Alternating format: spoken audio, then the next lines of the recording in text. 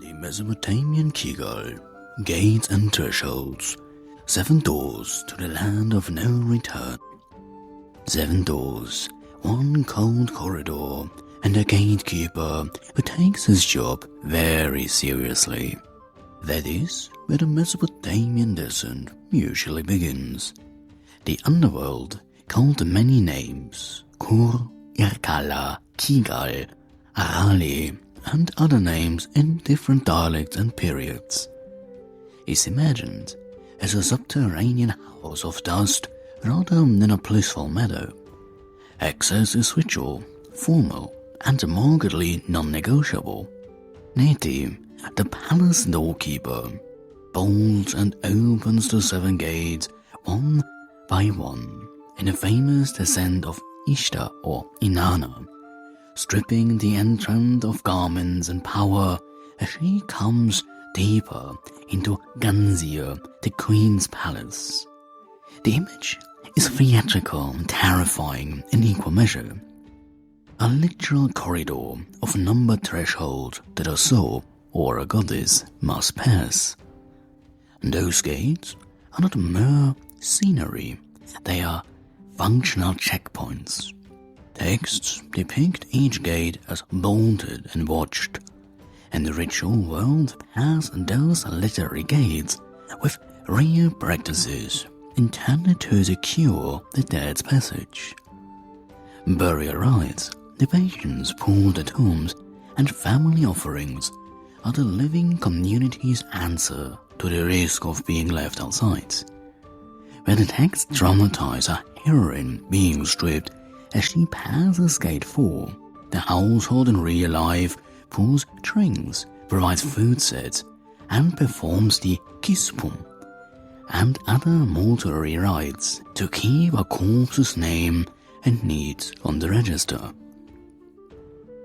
Archaeology and funerary studies show that Mesopotamian graves often received offerings, and scholars have long read these practices as the practical counterpart to the poem's symbolic architecture. Now, one very specific funerary technology deserves a mention because it intersects nicely with the poetic image: libations. You see, in many later inscriptions and in archaeological synthesis, families are said to pour sacred liquids into a grave, sometimes described as being channeled through clay pipes, so that the dead may drink in the netherworld. The implication is clear and grim. The dead survive, kinda, by the living's hospitality. Those with few descendants or no offerings risk becoming hungry, thin shades. Gilgamesh's and Enkidu's underworld encounters make the point brutally plain when Enkidu reports that many spirits live on graves unless their families tend them. The theatricality of the 7 gates serves a narrative function too. In Ishtar's or Dinana's descent, the removal of clothing at each gate is symbolic. Power, status, protection, and identity are stripped away as the heroine approaches the queen's presence. Neti's ritualized opening and the ritual language that accompanies it show that passage is not accidental but carefully staged performance. And that performance has consequences in social life.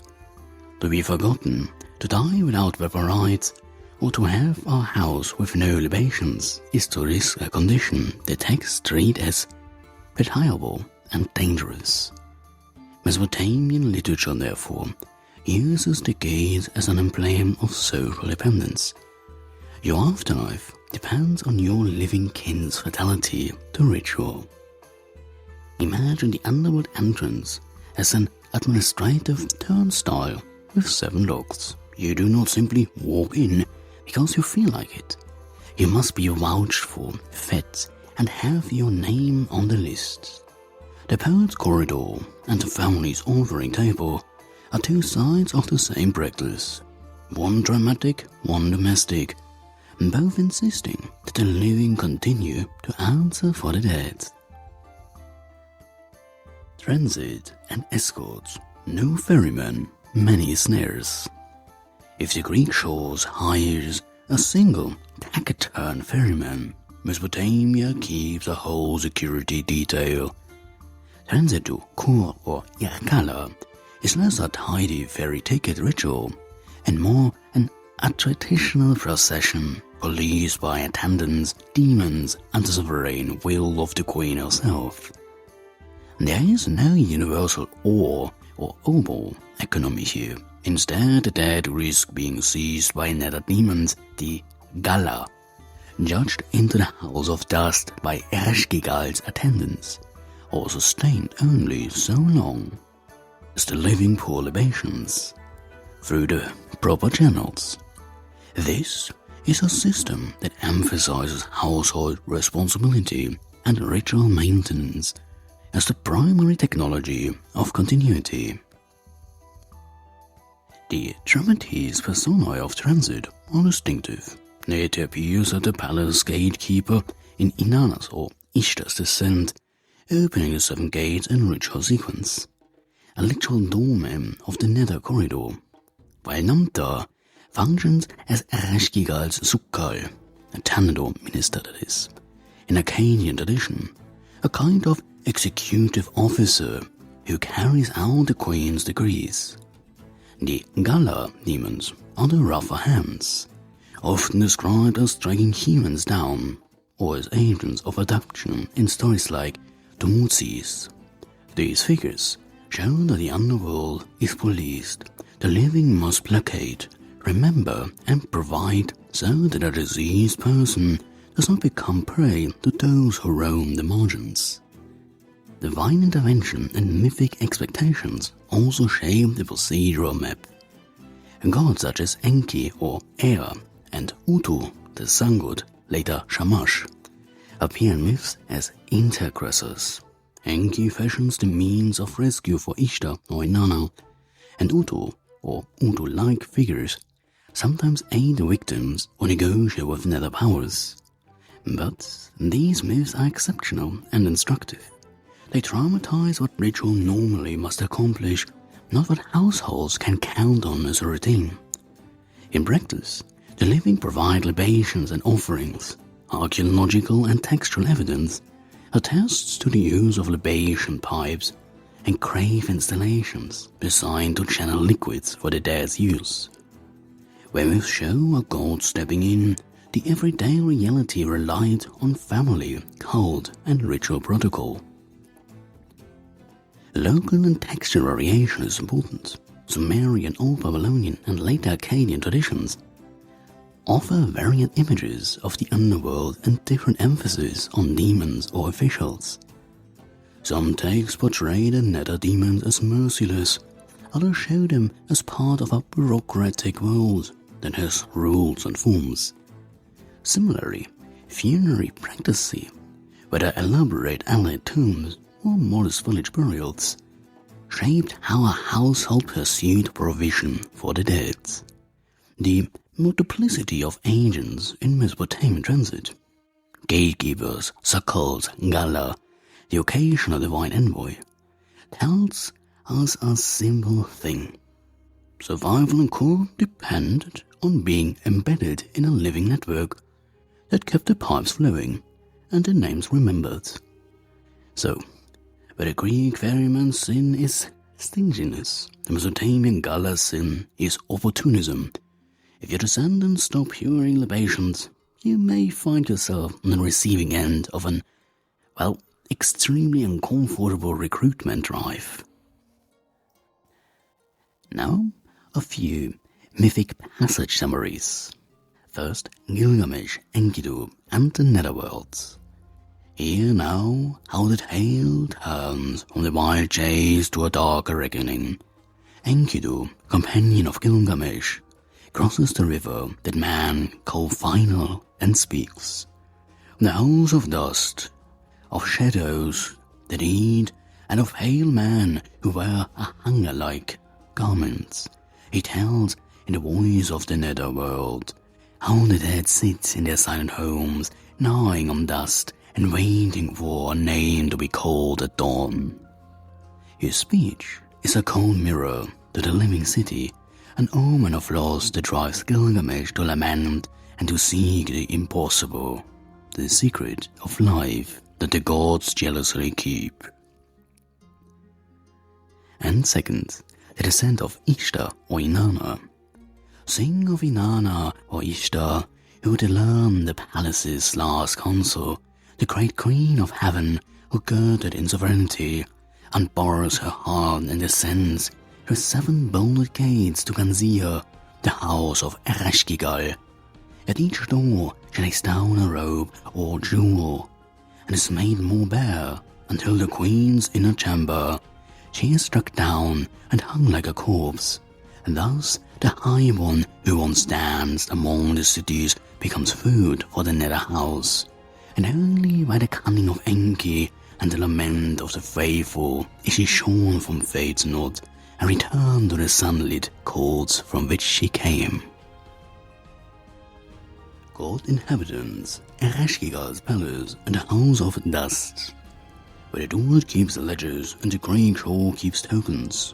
Mesopotamia keeps a royal household underground, a palace of shadow run with grim administrative efficiency. Ereshkigal is the queen of that house, the sovereign of Kur or Erkala, whose domain is not moral theatre so much as the sober maintenance of the dead's household. She rules a court of attendants, demons, and the shades themselves. Petitions are had before her throne, laws are carried out by her Sukkal Namta, and the unfortunate risk being seized by Gala, who prowl the borders. In short, the Mesopotamian netherworld is a courthouse of dust rather than a courtroom of fate. The cast of characters is functional and local. Namta acts as Ereshkigal's messenger or vizier, a minister who implements decrees and brings news from Gazir, while the Gala or Galu are the rougher nether attendants, the demons who can drag humans down if ritual provision lapses.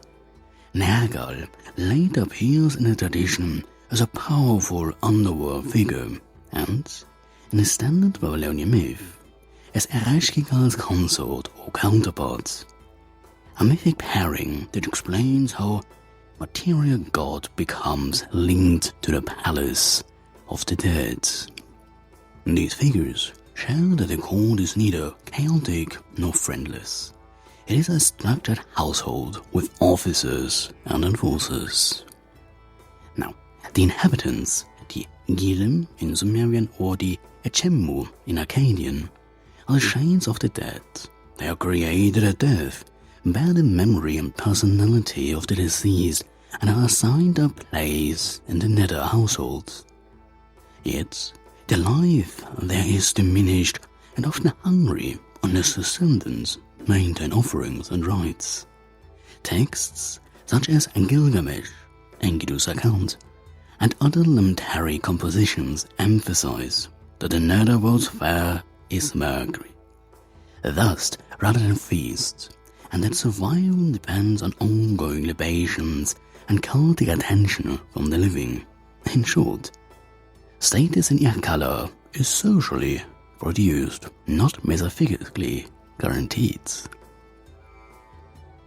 Material practice underwrites the imagery. Archaeology and textual evidence attest to libation pipes, grave offerings and ritual installations intended to channel food and drink to the buried. An intimate technology of care that links household obligation to the dead's well-being.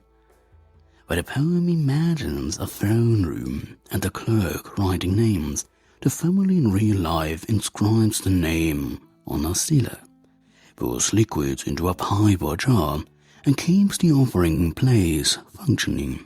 Without that maintenance, the Gidim's condition grows precarious. With it, the deceased remain person in relation, able to receive petition and efficacy. The court also admits mythic negotiators and exceptions. In Nergal and Ereshkigal, the relationship between the two deities is negotiated in narrative form. A tale that explains how martial force and nether serenity are reconciled. While Ishtar's or Inanna's descent dramatizes the queen's authority and strictness of the palace's rites.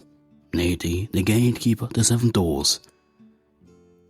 And these stories are not mere entertainment. And they model how the living must engage. By petition, by ritual, and of course by remembering. Always remember.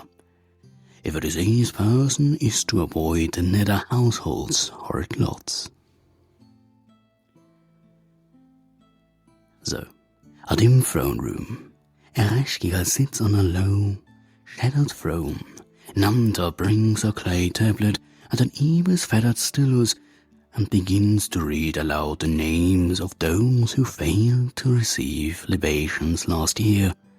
A shadow stirs at the doorway, a gala sniffs the air, and a mourner outside presses a cup to a clay pipe and whispers the missing name. It is court and household in one motion, law performed as intimate domestic labor. So, if the underworld had a civil service, Ereshkigal would run it with a no-nonsense efficiency. No melodrama, just a ledger and a queue. Keep your family's libations up to date, the paperwork matters, even in the afterlife. Fate, function, and cultural work, dust, dues, and the place of memory. You see, the Mesopotamian underworld closes not with a scale or a festival, but with a ledger of absence. Dust to eat used to be paid and names to be kept alive. Fate weighs the heart and greased Halley's honor. Mesopotamia says, rather bluntly, if your family remembers you and pulls the rights, you continue. If not, you fade to hunger and muttering dust. So, let's unpack this one by one. First, the basic fact, dust, not feasting. The house of Kur or Ereshkigal is notoriously somber. The dead live on dust and the memory of their name rather than on amphorae of wine and endless ballet. In Enkidu's account and in other Sumerian texts, the netherworld's fare is described as a meager, dust or garment that eats dust. A poetic but consistent way of stressing that the dead are reduced without the living's care, something we see in many mythologies across the world. Second, dues and technical survival, libations, kisbom and pipes. Survival in the nether house is practical. Relatives perform kisbom and other mortuary rites, recite lamentations and pour libations, so the Gidim may drink. Archaeology cooperates the practice. Burials and elite tombs sometimes contain channels or pipes interpreted as conduits for offerings, and textual practice manuals prescribe the ritual formulas families should use. The logic is simple and social. Offspring and kin are the net that keeps a name afloat. Ritual is the accounting by which continuity is maintained. Third, no universal judgment, status by memory, not moral weighing. Unlike Egypt's Book of the Dead, Mesopotamian literature offers little systematic moral weighing. Fate in color is rarely tied to an ethical audit. Instead, status in the netherworld is largely determined by cultic remembrance and ritual provision. Mythic exceptions, such as gods negotiating returns, are exceptional and instructive, not normative. This is not a moral indifference so much as a social theology. The afterlife is an extension of household life and obligation. Now, fourth, haunting hunger and the social fear of being forgotten. So, here we have to be careful. Text routinely dramatized the horror of being without descendants, a corpse with no household will eat the dust, and may even become a vengeful, hungry spirit. A motive that underwrites a host of domestic rituals intended to prevent such neglect. The literature channels anxieties that are profoundly social. Childlessness, broken lines of descent, and the erosion of memory are depicted as real threats to continuing personhoods. So, first of all, don't worry, it is not that brutal. This, as you can see, has very specific motives, and is more so that the people keep making other people. So don't worry. But also don't forget your loved ones just because they are now in the afterlife. And lastly, fifth, mythic negotiations and seasonal patterns, the multi and the exceptional returns. And though the revolved economy is one of dunes and dust, myth provides theatrical exceptions that teach social lessons. The multi-seasonal ascent and partial restoration, and Ishtar's or Inanna's dramatic descent and eventual release, show how gods negotiate with the palace and how exchange, substitution, and ritual can alter fate. But note here again the pedagogy. And these stories dramatize the mechanisms which families and cults might secure renewal. That they are models and metaphors that underline the centrality of ritual and remembrance, rather than replacing it. So, if the word is bureaucratic and hard as quarter, municipal registry, and Mesopotamia's netherworld is the family ledger gone unpaid, less in full theatre than a very bad household budget. Keep your obligations flowing, your loved ones in mind, and this is the only pension plan that I'd have.